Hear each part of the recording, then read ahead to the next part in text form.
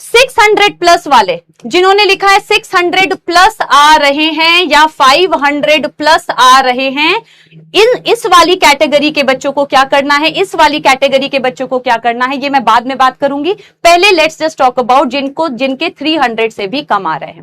बेटा अगर आपके 300 से कम मार्क्स आ रहे हैं, इस टाइम पे आपको क्या करना है? अब 15 दिन है, अभी तो गिव अप नहीं करना है, एक लास्ट आपको पुश डाल देना है। अब वो लास्ट पुश कैसे डालोगे? आपको PYQs करने हैं बैठ के, आप PYQs करना स्टार्ट कर दो। कुछ इंपॉर्टेंट टॉपिक्स हैं, उसको अब आप पूरा नहीं कर सकते हो। अगर आपके 300 से कम आ रहे हैं तो आप पूरा नहीं कर सकते हो अभी आप सिलेबस। अब आपको क्या करना है? स्मार्ट वर्क करना है। तो जिनके 300 से कम आ रहे हैं वो पिछले 10 साल के पहले तो PYQs लगाओ। PYQs लगाने के बाद कुछ इंपॉर्टेंट चैप्टर, जैसे मैं कहती हूं बायोटेक्नोलॉजी को एकदम अच्छे से पैक कर लो, जेनेटिक्स यूनिट को एकदम अच्छे से पैक कर लो, ह्यूमन फिजियोलॉजी में आपको पैकिंग करनी पड़ेगी। अब ह्यूमन फिजियोलॉजी हम पैक कर लेंगे, सब कुछ तो लगभग हो ही गया। हाँ, लगभग तो सब कुछ मैम हो ही गया, आपने छोड़ा क्यों? तो यार ये दोनों चैप्टर तो आप छोड़ ही नहीं सकते हो, बायोटेक 1 बायोटेक 2, जेनेटिक्स 1 जेनेटिक्स 2 आप नहीं छोड़ सकते हो। तो पहले सबसे पहले इन दोनों को पैक कर लो, जिनके 300 से कम है इन दोनों को पैक करो, बॉटनी जूलॉजी मिला के कह रही हूं। उसके बाद ह्यूमन फिजियोलॉजी में आपको चैप्टर वाइज कुछ टॉपिक्स को पैक करना है। जैसे अगर मैं कह रही हूं breathing and exchange of gases, तो रेस्पिरेटरी वॉल्यूम्स एंड कैपेसिटीज को पैक करो, ऑक्सी हीमोग्लोबिन डिसोसिएशन ग्राफ को पैक करो। मैं ये बात कर रही हूं इन बच्चों के लिए जिनके इससे कम आ रहे हैं।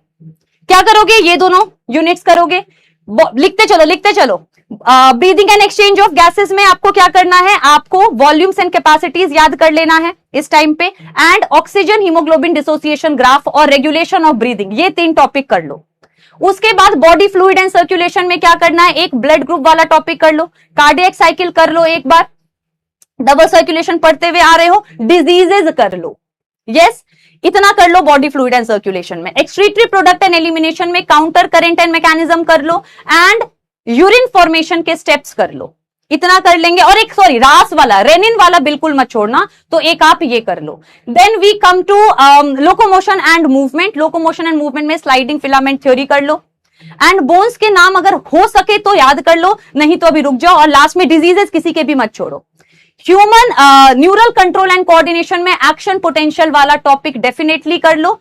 ह्यूमन ब्रेन मैम ने बहुत अच्छे से पढ़ाया है, एक बार वो जाके अच्छे से कर लो। ठीक है मैम, 600 वालों का बता दो, फिर जाना है।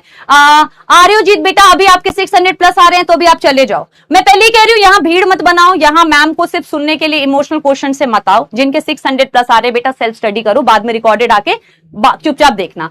इन वाले बच्चों को मैंने बता दिया, chemical coordination and integration chapter अच्छे से कर लो। Chemical coordination and integration chapter अच्छे से कर लो, अगर टफ लग रहा है तब भी कर लो बेटा।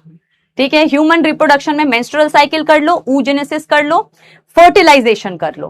देन सिमिलरली आपके चैप्टर वाइज आपको इंपॉर्टेंट टॉपिक सब करने पड़ेंगे। ये 300 से कम वालों को कह रही हूं मैं, ये बेटा मैं, अरे यार क्या हो गया, ये 300 से कम वालों को कह रही हूं।